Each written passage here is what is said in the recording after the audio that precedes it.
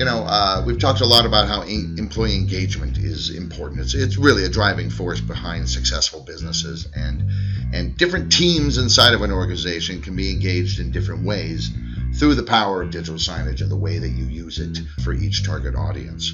So we're here today with Sean Matthews, President and CEO of Visix. Hello, Sean. Thank you, Derek. Glad to be here. Thank you, Sean, for talking to us, and thank you, everybody, for listening.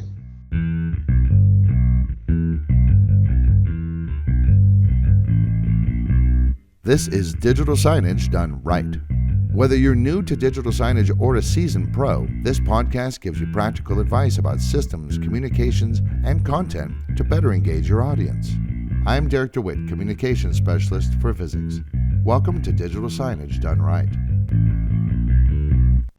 So as we said, we're always talking about you really need to know your audience, and especially when you're doing internal communications with your employees, not public-facing, but internal-facing stuff.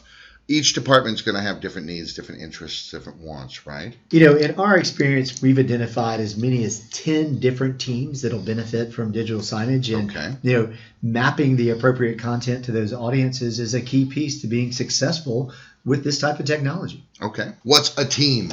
Well, let's just start at the top because it seems to be easy to start at the top, I guess. So if you think about executives, when employees are engaged and informed, your company just simply does better. There's higher productivity, lower turnover, and overall job satisfaction is just higher.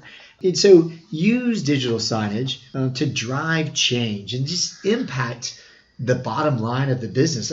That's really in the end what executives are wanting to do. They're trying to motivate and encourage and recognize productivity. It's a powerful tool. Well, we're talking about sort of management stuff. I know the Harvard Business Review, where they have 7 traits that they said companies need most in their executives, right? They have to be leaders. You get words like inspirational and visionary. I think digital signage can certainly, beyond just inspirational quotes, though why not a couple of those? Strategic thinking. So that means, I think, maybe getting them even involved in the planning process for all of this, right? They may have insights that maybe the team that's technically in charge of the digital signage system might not have. Obviously, tech skills, team building, which a lot of digital signage is all about, is creating this sense of community, communication, this concept of change management. Being able to drive transformational change. And again, digital signage can be reactive and can be dynamic and can change on the fly as new information comes in or as things change and adapt and so on.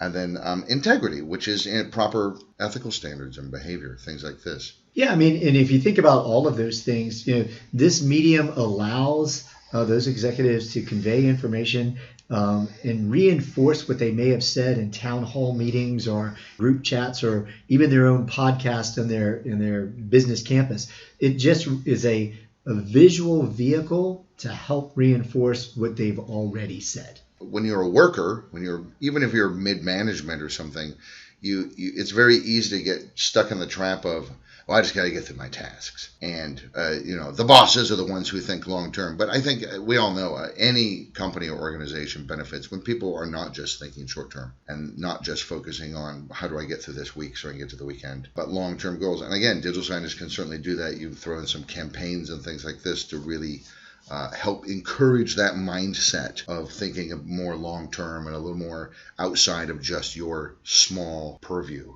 Yeah, and I think what's interesting, you talk about the long-term strategy. When you think about people in business, there are various personas that exist in those businesses, and so the opposite of that long-term thinking is a group of people in the sales force, for example, that are often very focused on short-term goals, right? Because, get that nut. Yep, you got to do that. And so, motivating sales teams and motivating them to excellence by showing the top performance. We've talked about leaderboards in the past, for example. But, sales is one population in an organization that really sort of revels in the recognition of their success today. And so, that success could be in the form of recent contracts closed, current sales figures, progress towards quota, and even, the current dollar amount of quotes outstanding and our close rate. I mean, the numbers that you could choose from on the sales side, they're just massive. Yeah, there's a ton to choose from, and so salespeople often, again, they respond positively to that. Like, nobody wants to be at the bottom, so what can I do tomorrow to get off the bottom rung? Yeah. So you're talking like the KPIs. Obviously, would be an easy way to do that. You just feed because you're feeding the data in somewhere anyway. Yeah, I mean, you make a good point, because nobody wants to sit down every day and go through a spreadsheet and calculate this when you can take that data, from some other source that's auto-populating and put it on screen, and you automatically have your leaderboard without really having to do anything. Right. I mean, what do you do for, say, obviously that works very well for sales teams that are in the physical property, at least one day a week or every couple of weeks or what have you. And again, we'll talk about day parting a lot. If you know what, the salespeople have a tendency to come in on Fridays, so we'll put that stuff up on Fridays. There's no need to have it on Tuesdays. We never, ever, ever have a salesperson here on Tuesdays. What about people who work across the country? Sure. I mean, most organizations now are somewhat dependent on a CRM and a CRM app. And so more than likely, you're going to pull that same data from the CRM or the ERP that those people already have access to. Right. So really all you're doing is they're looking at their numbers on their own anyway. Obsessively, maybe. Yes. Yeah. And so you're just reinforcing their success to the rest of the business, because when they are in town for that annual sales meeting or whatever, the water cooler conversation is, hey, Derek, man, dude, you were killing it this year on the leaderboard. Well, I am actually. Yes, thank you. Yeah, that's true. I think especially because it's an incentive-based job, basically. Yep. Anything that motivates them and gets them energized is a bonus, I think. Yeah, and so another one that's sort of numbers oriented, but in a different way, is your accounting department. You really, you're trying to keep everyone in the loop with all the current metrics and, again, progress towards financial goals.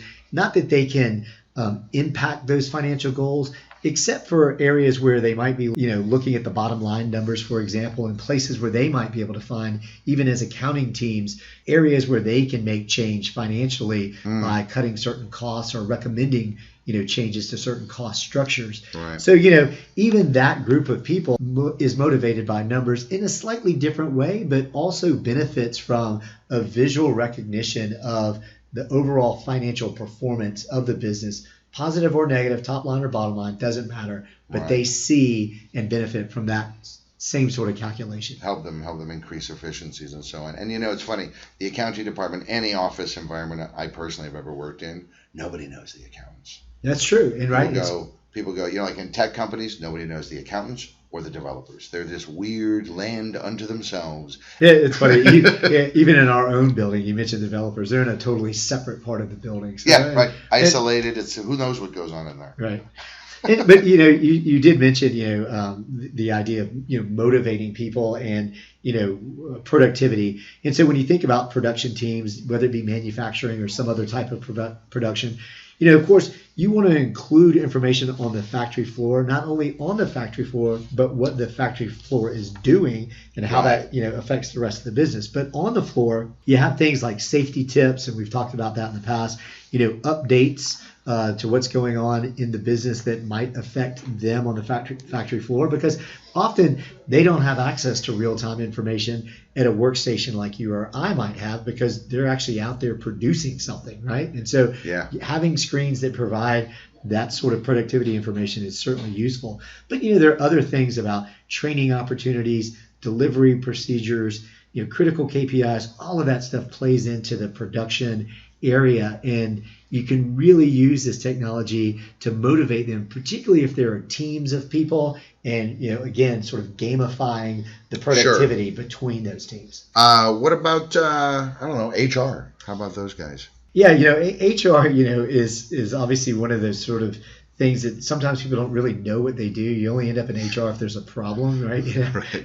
I have a friend who loathes HR. He says that's where people who can't do anything else go. I think that's not true. And very often in a lot of organizations, HR is actually in charge of the digital signage, or at least interacts and interfaces with it a lot. Yeah, they are, because HR's influence is over all human resources, right? It's over all people in an organization. And so you want to extend your influence and make sure that you're touching all of those resources in an organization. So, wherever employees congregate, whether it be break rooms or shared office spaces, elevator banks or bays or whatever, you have an opportunity as an HR person to highlight employee anniversaries. You can point out birthdays, not birth dates, but new new current benefit offerings, deadlines for certain paperwork submission, whether it be for medical benefits or 401k or whatever things that your organization offers. There are often deadlines for that, and you can reinforce what you've already delivered via email, what you've already posted on social media, what you've already placed on the intranet. This is just another vehicle. It's in a memo. Yeah. And what's interesting is, we just said all of these other vehicles, but all of those vehicles, Derek, they require you to go look at them, whereas digital signs are sort of omnipresent. And while you're waiting for that elevator, it's conveying information to you that's relevant maybe to these particular timelines that might affect you. This purely technological communication form, digital signage, it's all tech. It needs computers and electricity and all this stuff. Actually is a very powerful way to emphasize the human part of human resources. Like you say, personal information about people, really just reminding people that these are people here. That's another team of people that often can augment human resources. So when you look at like a communications department, particularly internal communications, you can take the information that HR is delivering and rely on people in the communications department to create certainly attractive, engaging ways to deliver that information that might even be more engaging than what you see in printed signs. So, you really want to empower and engage the workforce. You want to grab their attention, and you want to grab their attention with movement and video and well-designed messages that visually are attractive, that deliver information that might be extremely relevant from human resources or others. Right. You're delivering in a way that actually mimics the way that people are already accessing information in the world through their computers and phones and stuff. And I would argue one of the jobs of HR, it's about work culture, obviously. It's about your benefits packages. Professional development certainly gets in there. But there's also, I think, an element of employee retention as well. And we know from recent studies and things that more engaged employees stay in jobs longer. Like there's some crazy statistic about millennials that something like, maybe it was across all different generations, something like 74% of them or something who felt actively engaged and who felt that they had a lot of development and growth possibilities at a company stayed longer than they knew was good. Like they knew, I can no longer afford to live on this salary for whatever reason, or the commute's killing me because now I have a fifth kid, or for whatever reason. But that feeling that HR can help create and digital signage can help create kept them there longer than was maybe even good for them. All organizations, look at that data about employee retention and productivity and engagement, because all of those things like retention and engagement do affect in the end productivity. And again, this is just another vehicle. It can never replace the daily correspondence that you and I personally have if you and I work together. That's very different, but reinforcing certainly top-down communication or other departmental communication and how that affects me keeps me involved and more engaged. Another easy one to think about here would be like customer service. It's more like a sales group in the sense that it's easy to recognize their work productivity, like the production floor or the sales team, because when you look at that team supporting clients, so most customer service teams typically deal with problems, right? And that's just the reality of their job. People don't call customer service to say, hey man, everything's great, I just thought I'd call. That customer service team, they're keeping them abreast of recent promotions that might be going on that could affect the conversations that they're having, tying into queuing systems that allow them to understand how many calls are on hold, what's our current volume, CSAT levels, customer satisfaction levels, all kinds of call center. Hey, we've got more webinars up. Hey, we've changed the FAQ. Yep. Right. Yeah. And there's just tons of stuff with like service tips, training, webinar schedules. It just goes on and on and on. But really where I was going with is that team, if you think about, customer satisfaction levels, that's one that's easy to promote and recognize. Call center representatives who receive 5 stars versus the guy who has 4 stars. What's today's star rating for Derek or Sean or whatever. Right. You can create the same kind of leaderboard concept in that team that you can with sales or production or you name it. So it's a good vehicle for that. A few years ago, Forbes magazine wrote, they said customer service is no longer just a post-sale activity. They consider customer service to be part of the total buying cycle, because especially now you get a lot of this people coming back. Customer service is starting to integrate more with marketing departments. I mean, we're really seeing a blur in many ways. There's always been this war/symbiosis between marketing and sales. And now we're seeing customer service kind of get mixed into the stew, and it's really in many ways becoming one thing, altogether. Yeah, and if you think about a company like ours, even customer service used to be the help desk, sort of thing, right? But now, given the sophistication of these technologies, it can't just be the help desk, because people are calling in and looking for not just an answer to a question or fix a specific problem, but help me create this, because what I've created thus far doesn't seem to be working. And so that's more than just let me help your technical problem. Well, I can't find it in the drop-down menu. Right. Yeah, that sort of thing. Beyond those organizations, there's two here. I talked about 10 teams, but there are two that I would kind of lump together, which would be the IT network and then facilities teams. I would kind of put those all together, even though facilities might view their role as different, right, than IT, but it is infrastructure. It is. In the end, it's infrastructure. And so, if you think about the IT department, you as an IT leader, can help your company move beyond the nightmare that is email, the environment that's the intranet, the social media craze. You can show dynamically presented data by integrating all those collaborative apps, whether it be social media, web pages, calendar programs. Anything that you can show on a screen individually can be mixed on a digital sign simultaneously, right? Yeah. So creating dashboard effects that, really provide a lot of information, and just by using your knowledge of IT infrastructure and combining those things on these big displays. So you can do a lot there. But the reason I tie facilities into that same group, Derek, is because they're responsible for deciding whether or not you're going to use touch screens for interactive wayfinding and directories, or energy dashboards to cut down on consumption in the facility, right? And there's a lot. Room signs for meeting areas. Yeah, most definitely. I mean, and even, real-time shuttle data, for mapping the next pickup, particularly on big campuses or big corporate campuses. And so, all of those things are designed to, improve the visitor experience and improve safety. And so, facilities, IT networking, all infrastructure. Hand in hand. Yeah. I know it's interesting that you say the way you can because the email thing is preposterous. The number of emails, I don't know how many emails a day you get. 60? One or two at least. Do you get one or two? Yeah. And I was surprised to find out that for IT people, it's almost double the corporation average. The corporate average is somewhere around like 55 or something. It's 96 a day nationwide average for IT people. Interesting. Wow. Yeah. Just imagine that it took you 2 minutes to open, read, and that's not even responding. Yep. That's 3 hours of an 8-hour day right there just dealing with emails. So maybe it's not such a good idea, especially if it's short. Stick it up on the digital signage. I mean, this is a perfect segue into what I think would probably be the last department, and not last at the bottom of the list, but in terms of us talking about.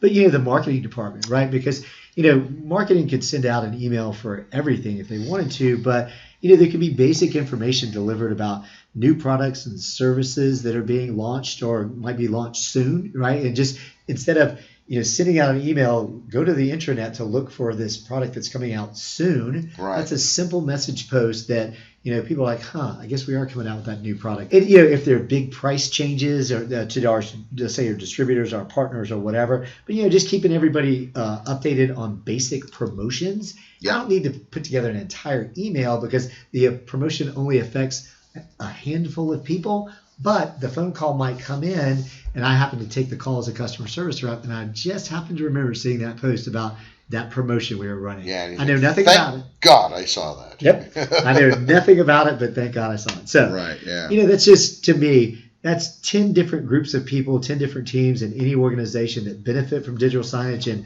I think can put it to really good use. It can boost productivity as well. Right. I mean, obviously, you're engaging people. Like you said, they always know what's happening. The information's fresh. You're showing people their goals. You're showing them their progress towards their goals. You kind of connect front and back office, because very often, never the twain shall meet. They don't talk to each other. They maybe don't even recognize each other. When they're in the line at the food truck, they go, "Who's this? Oh, we work for the same company." Right? Yeah. Oh, do we? Oh, I wondered why you were in my parking lot. Obviously, recognizing achievement, you monitor inventory and things like that, making things work. It's sort of a modern variant of that just-in-time production that was innovated by Japan and the Toyota Group and all that. And then even, like you said, also safety, health, all of this kind of stuff can really just... Digital signage is just fantastic. It's way better than email. It's better than sitting around and talking. I mean, talking is great. But like we were taking with HR, for example, try and imagine if the HR manager really wanted to remind people every day about just this one thing for whatever reason, because somebody's on them about it or something has come up and they just remember, like, whatever, wash your hands. Yep. How annoying it would be to have that person come around to your desk or cubicle every single day and say, wash your hands. You just want to kill them. Yep. Well, and too, even the signs themselves, as the technology on displays continues to evolve, either projection technology, video mapping, the displays themselves, they're a part of our everyday experience. And, it's going to continue to be that way. And I think, again, as you see other projection style technologies continue to improve over time, you'll see that even the surfaces in buildings themselves become signs, because you can project imagery on them without having to mount, a black framed display on that wall, which even creates a greater opportunity to engage passersby with artistic elements that are compelling and timely and influence their behavior. So, you hear people say that the 21st century is the information age. In many ways, it's the communications age. Yeah, I would agree with that, 100%. So, thank you very much, Sean Matthews, for talking to us about different organizational teams that can benefit from digital signage. Thank you for talking to us, Sean. Thank you, Derek. And thank you, all of you, for listening.